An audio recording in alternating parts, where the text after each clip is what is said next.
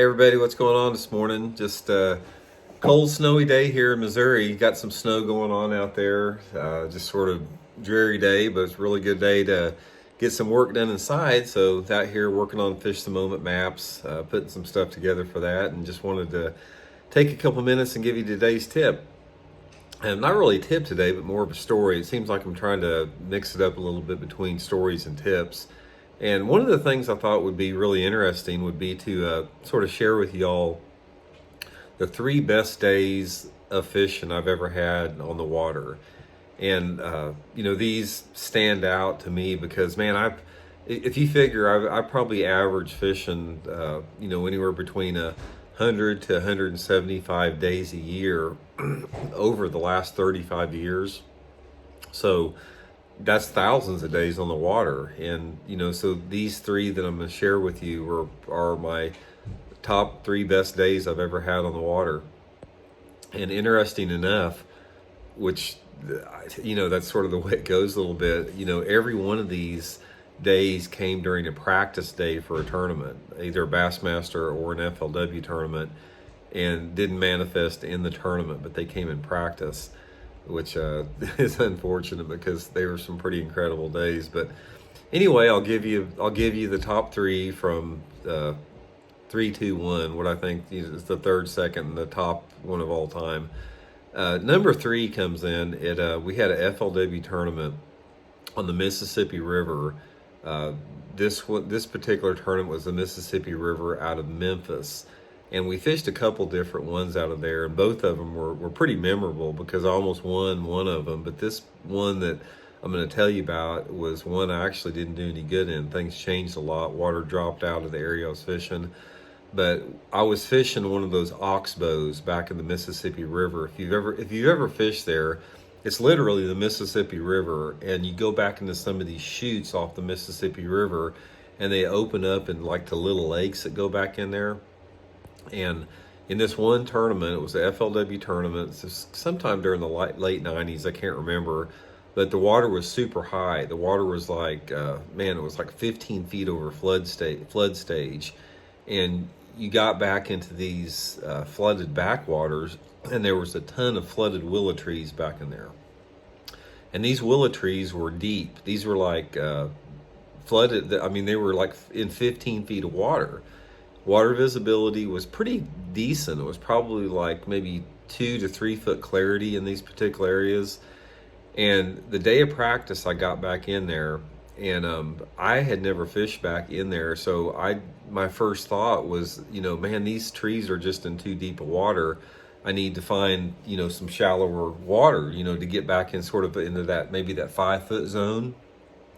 So I got back into these flooded willow trees, and I'm trying to work my way back in to the shallower stuff. And I'm out here in these willow trees that are like in 15 foot of water, and I'm just working my way through there, just not really expecting to catch anything, but trying to get back into that 5 foot zone.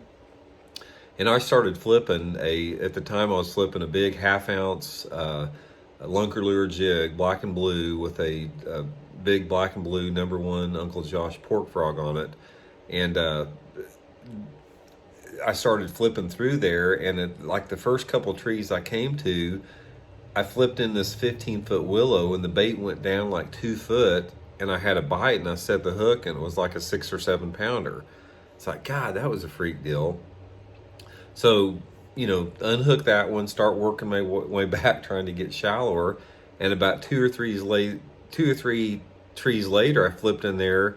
My jig sunk down about 2 or 3 feet down over 15 foot of water in these willows, and another 4 or 5 pounder, and bit on there. So, and there's just trees everywhere in here. So I started working through there, and the first 5 fish that bit me through there, they were all, 5 to 7 pounders. It was unbelievable. Then I bent my hook over, started working through there, and shook off like 25 more. And same deal, you'd pitch in there, jig would go down a couple feet, ding, line would jump 2 foot in the air, you'd set the hook, and it would be a big one. It was unbelievable. I mean, I thought I was going to win the tournament by 40 pounds. So My best five that day, I don't know what they would have weighed because I shook off so many of, but the best five that I caught would have weighed, definitely close to 30 pounds. Incredible day on the water. And then the water was dropping out of there really hard, really fast. And by the time the tournament started, which I think was 2 days later, it had dropped like 5 or 6 feet from the time that I had gotten those bites in there the first or second day of practice. And in the tournament, they just moved out of there. I wound up, I struggled in the tournament, didn't do that great. Those fish scattered out throughout the timber, and I just could not relocate them and wound up catching a few, but not that many. But unbelievable day. Second best day I've ever had on the water was Lake Champlain. This was back in the mid to late 1990s. It was the second trip we ever had up there to Lake Champlain. And Lake Champlain, even though it's still a good lake, it's not nothing like it was when we first started going up there before everybody started hammering it. It was just incredible. And the first trip that I had up there, I didn't do that great. I didn't really know the lake. I didn't know anything about it. I caught a lot of fish, but nothing to speak of. I caught limits every day. But the second trip we went up there, this was the first day of practice. And I was in a different area of the lake. I was up on the north part of the lake. And it was one of those practice days we got out there, and it was calm, and it was cloudy, and had a light, misty rain. And right off the bat, people say that smallmouth don't bite very good when it's cloudy and rainy. That's the biggest myth in fishing right there I've ever heard of. But I got back into this bay, and I picked up a Megabass Giant Dog X topwater lure. And I started working down this flat. This was just a big, vast, giant flat that was probably in anywhere between 5 to 8 foot of water. Water clarity was super clear. You could see the rocks on the bottom, super clear water. And it was misty rain, no wind. And I started throwing that Giant Dog X Megabass, and it was unbelievable. I probably had... I caught right off the bat, the first 4 or 5 I caught, I just wanted to stick them to see made sure they weren't pike or something like that, or the size of them. And the first, 4 or 5 that I hooked, they were all, 4-pound smallmouth, all that, that 4-pound class, 3 3/4 to 4 1/4 pound smallmouth.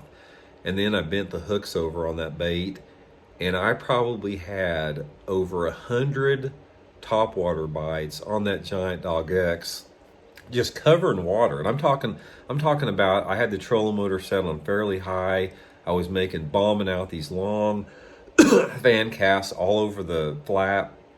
And if I'd get a good bite, I'd stop fishing and I'd kick the trolling motor up another 50 or 100 feet before I even made another cast. And like I said, I probably had well over 100 topwater bites. And I know I could see a lot of them, and I know a lot of them, probably 25% of them were over 4 pounds. I could have probably that day, if it had been a tournament situation and I would stuck everything and I would maximize the water I was in, I probably could have culled 4 or 5, at least 20-pound limits of smallmouth that particular day. It was unbelievable. I've never seen anything like it. In the tournament, what happened, and I knew, and this is what happens anytime you have a really awesome day on the water, like an epic day on the water, just wait, because you can figure something's getting ready to change weather-wise. That's why those fish are biting like that. The next day, I think it was the next day or the day after that, we had a massive front come through. The clouds went through there. It was bluebird skies. The temperature dropped 20 degrees.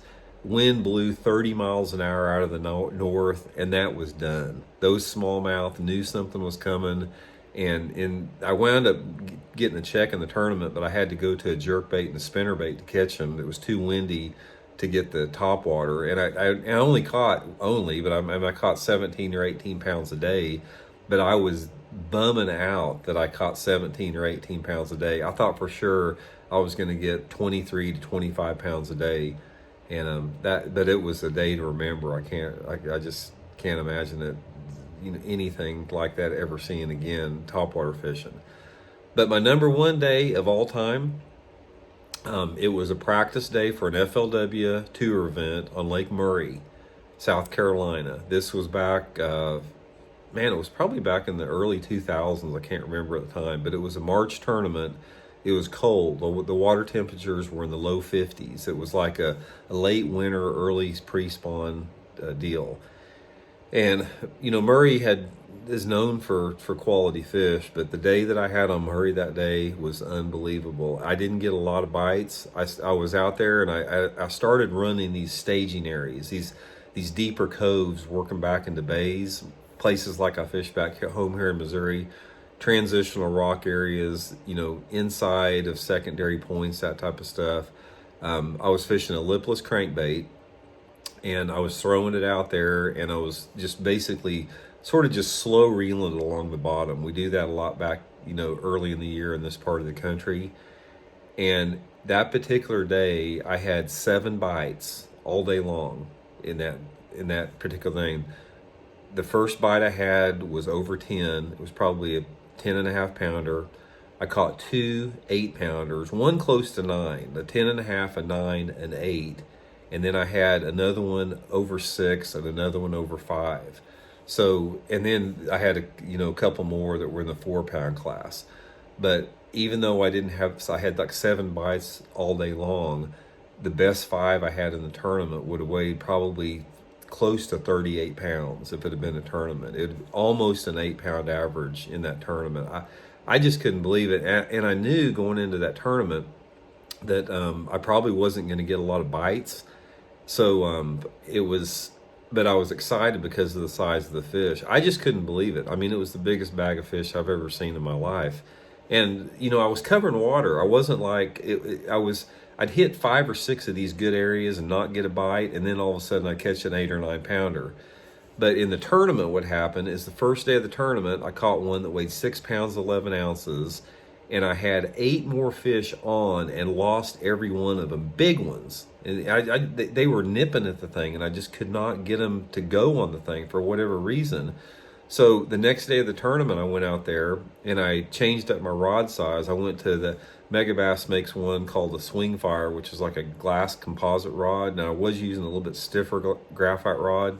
I went to that softer rod and wound up catching a limit that weighed 25 pounds the second day, and wound up finishing the top 30 in the tournament after just catching one that first day. But that day at Lake Murray, that was epic. I've never in my life, caught a bag of fish approaching 40 pounds.